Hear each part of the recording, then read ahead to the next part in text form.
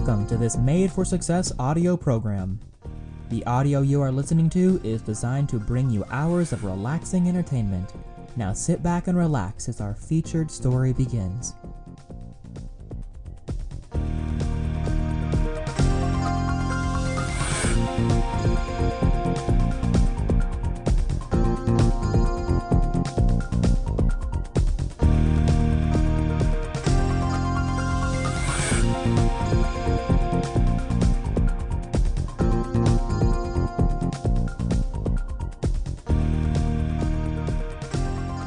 By Right of Conquest, or With Cortez in Mexico, by George Alfred Henty. Chapter 1. A Startling Proposal. On March 3rd, 1516, the trading vessel the Swan dropped anchor at Plymouth.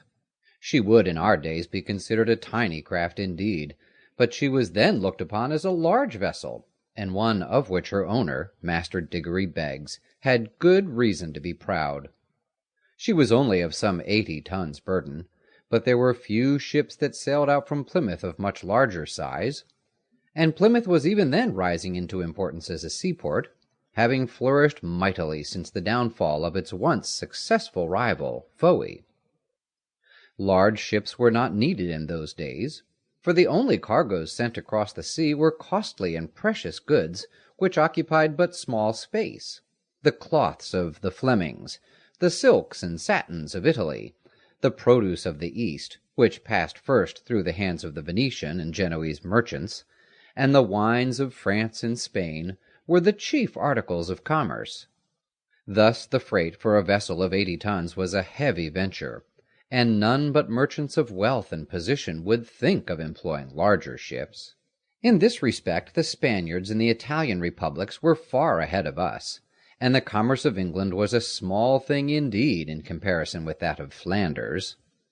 In Plymouth, however, the Swan was regarded as a goodly ship, and Master Diggory Beggs was heartily congratulated by his acquaintances when the news came that the Swan was sailing up the Sound, having safely returned from a voyage to Genoa. As soon as the anchor was dropped and the sails were furled, the captain, Reuben Hawkshaw, a cousin of Master Beggs, took his place in the boat, accompanied by his son Roger, a lad of 16, and was rowed by 2 sailors to the landing-place.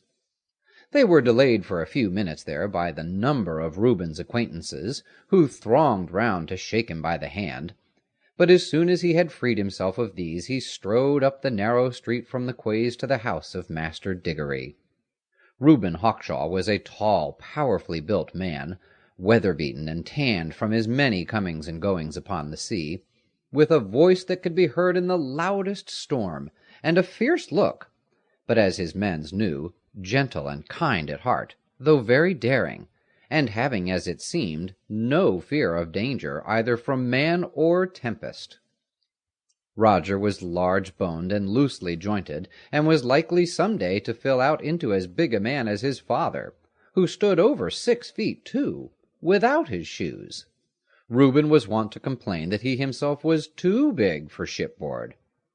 "If a crew were men wholly of my size," he would say, "a ship would be able to carry but a scant crew, for lie as close as they would, there would not be room for a full complement below." For indeed in those days space was precious, and on board a ship men were packed well nigh as close as they could lie, having small thought of comfort, and being well content if there was room to turn, without hangering those lying next on either side.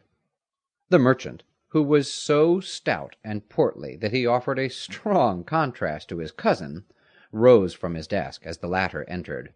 "I am glad indeed to see you back, Cousin Reuben, and trust that all has fared well with you." "Indifferent well, Cousin Diggory. We have a good stock of Italian goods on board, but as, of course, these took up but a small portion of our hold, I put into Cadiz on my way back. There I filled up with 80 barrels of Spanish wine, which will, I warrant me,